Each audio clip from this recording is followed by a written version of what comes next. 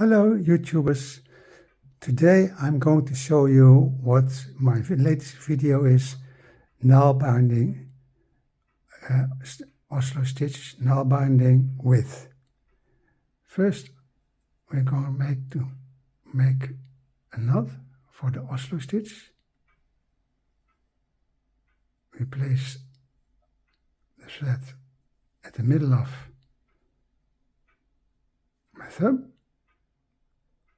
Put that a little bit so, and the needle goes just, and we support it with the two fingers. And the needle goes under the working thread and under the thumb loop. And always pull in that direction so that the loop goes under the previous loop. And then we make the first loop. The first stitch. This is going to be the first Oslo stitch. And I do it very slow so you can see what I'm doing. And now we have two threads and one thread behind one little loop, a little loop at the back of your thumb. And what is the little loops?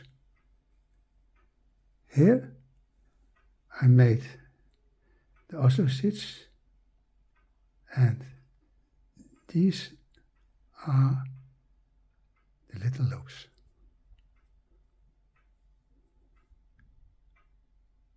The needle goes in the little loop,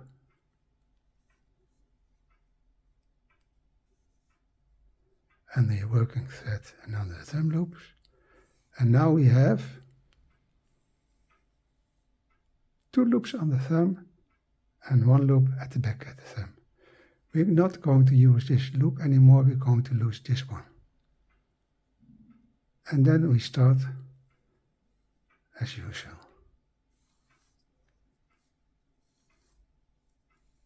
Now I have three loops on the thumb. The upper one goes from my thumb. I pull first time here so that everything is going to be just in the middle of my thumb. And now I'm making no Oslo stitch, but I'm making the Oslo stitch with an extra thumb loop.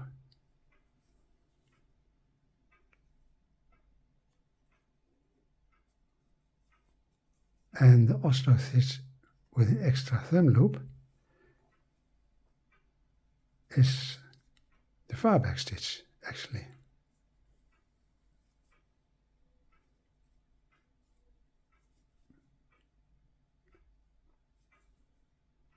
It's a little start, but here I made it all a little bit longer so you can see.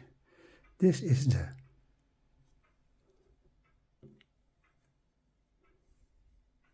let me see, I show you the difference.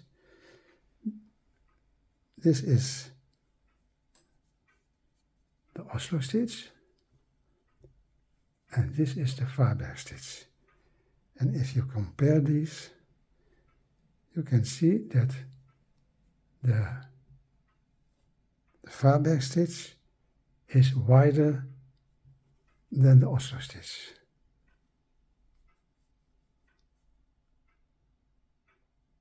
I hope you can, I have to turn it like this.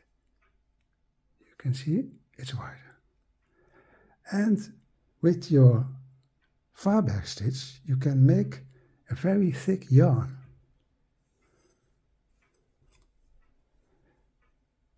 I have here, let me look, oh yeah, here I have already made a long row of far back stitches, and I'm going to show you how thick it is going to be. This is my first starting loop.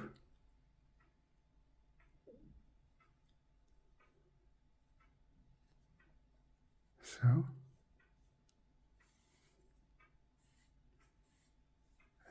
pull it. It's a long thread. I had to be it shorter, but this is the connection. And now we are not regular. You always use these loops. This is the F1 front one. Yeah, with the most needlebinding objects we used that one. But now we are going to use that very small one. And the first one is always a little bit tricky, but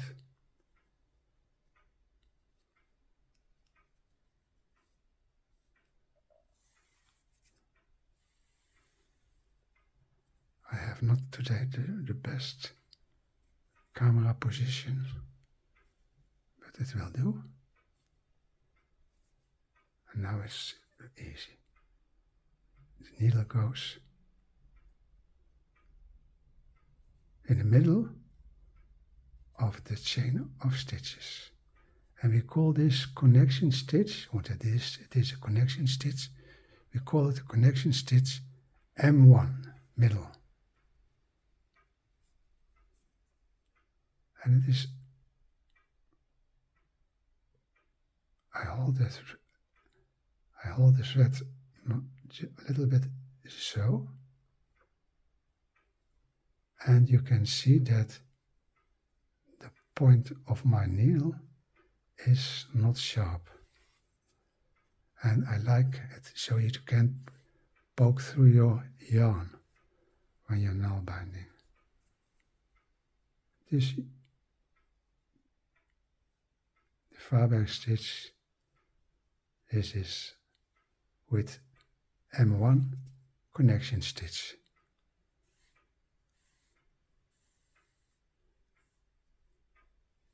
I hope I don't do it too fast so you can see what I'm doing. So through that little loop, and then we make the stitch as usual.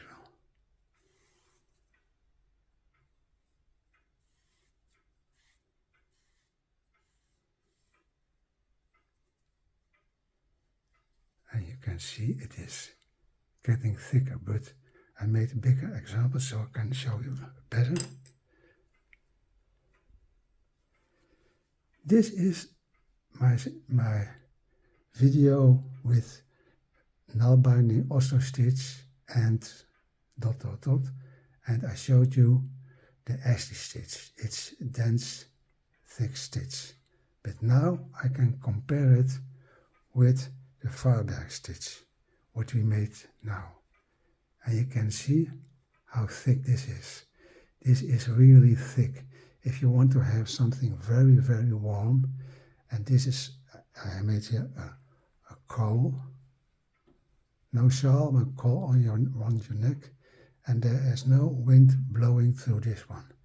And in the back side you can see the ridges, but it is really thick and very warm.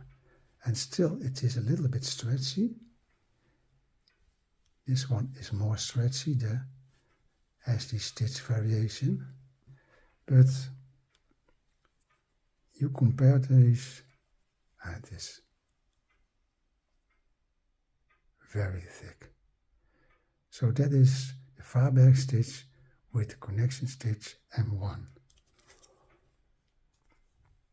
For more info and stitches, you can check needlebinding.com, Facebook, Instagram, my YouTube channel, Happy Needlebinding, and also at Pinterest.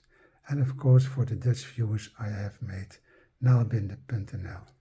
Happy needlebinding, and till next time.